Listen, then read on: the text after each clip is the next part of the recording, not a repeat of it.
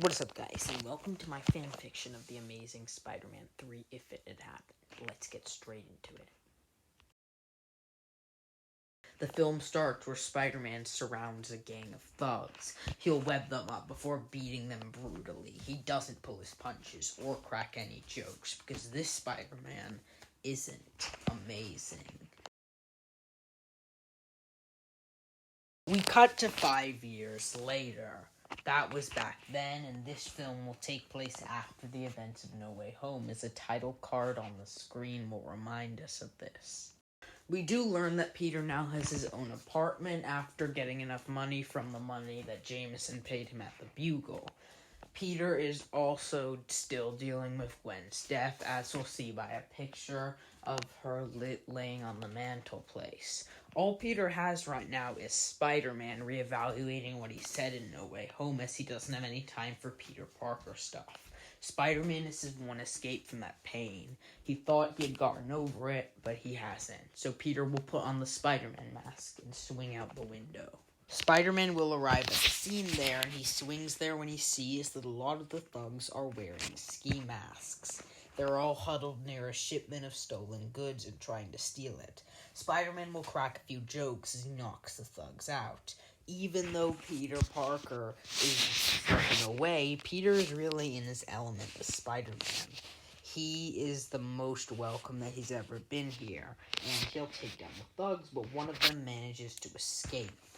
Spider-Man thinks about going after the thug, but he decides that one criminal isn't really going to matter and to let him go. The thug will then escape and cover his face with another one of the ski masks, as to not give himself away before escaping with the getaway truck and the supplies. We cut to Peter returning home as he closes the door. A knock on the doorbell will then come, and it's Aunt May. She says that she hasn't heard from Peter in weeks, and Peter will say that he was on a trip with some friends, giving us another hint to No Way Home. Aunt May says that he should call and says he always seems so lonely. Peter bluntly says he's fine, but it's clear that losing Gwen has really had an impact on his life. Aunt May says there's someone she wants Peter to meet, her friend Anna Watson's niece, and we are finally reintroduced to Mary Jane of this universe. The two of them will instantly hit it off, as Mary Jane will be a very outgoing character. However, she'll be more close to the Ultimate Universe, where she won't be like how she would pretend. She wouldn't really be that nice of a person here. Here, her and Peter will instantly become great, and this gives Peter a glimmer of hope in his life. We cut to another montage of Spider-Man out there fighting crime, trying to track down every one of those ski mask thugs. This will perfectly demonstrate Peter's arc. Spider-Man takes up all his time because that's the only way he can feel like he can do the most good. When he's Peter Parker, people get hurt. Spider-Man can do everything, and Peter will have to learn throughout the film that no, Peter Parker can do things too. He can't just get caught up in Spider-Man because he's afraid of losing people that he loves. We cut to none other than the gentleman who is talking to someone.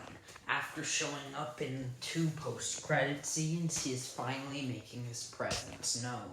He explains that now that Spider-Man is back, they can use the opportunity of all these new criminals to expand their operations.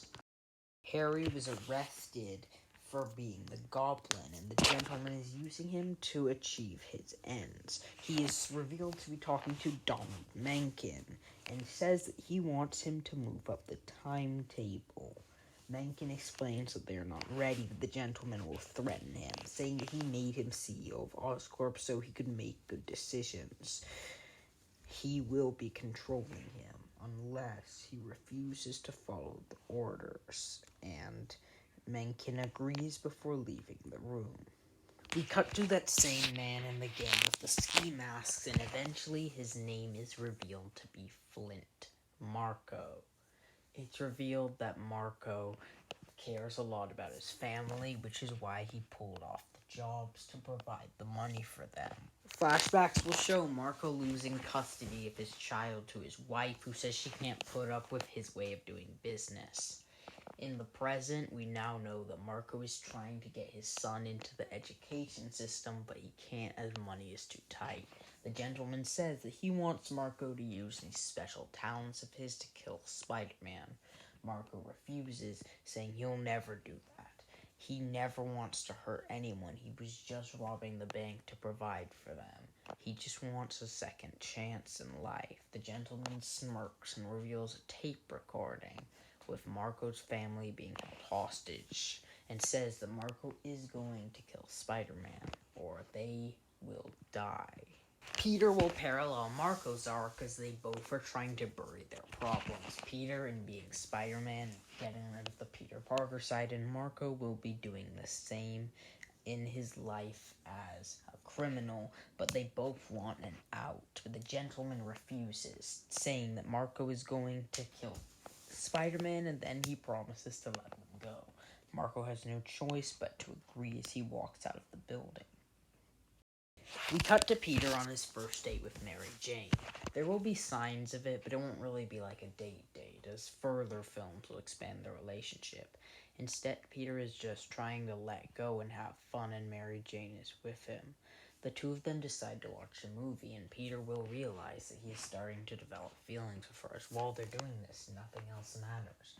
They are just there in the moment. When Peter was with Gwen, he would always be thinking about what's next, but Mary Jane has that unique spark in her.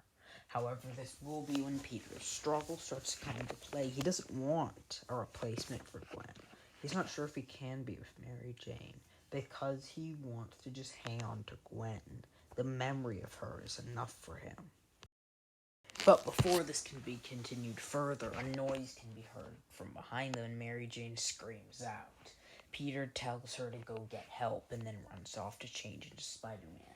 He sees a stream of sand surrounding them and swings to the scene. Sand then begins to morph into a figure of some kind.